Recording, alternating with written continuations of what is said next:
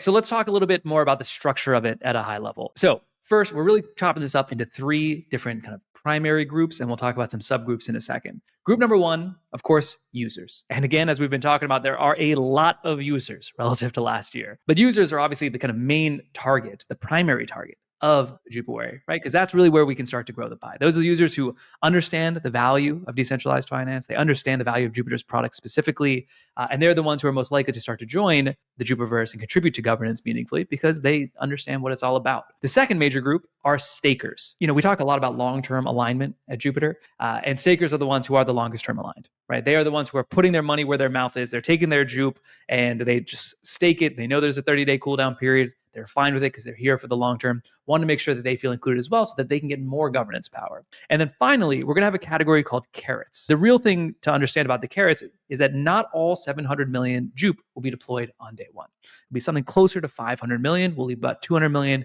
in reserve for a bunch of different initiatives that I'll talk about in just a little bit. Again, because the users are the main focus, they're going to get the lion's share of the airdrop. So about 440 million, roughly, is going to be going to users across 2 separate subgroups. The first group, swap users. They are going to get the lion's share, but we also want to give a special little allocation for expert traders, as we call them. These are people who are using the range of Jupiter products, your perps, your limit orders, your DCA, your APE, and so on and so forth, in order to conduct more kind of advanced trades, we might say.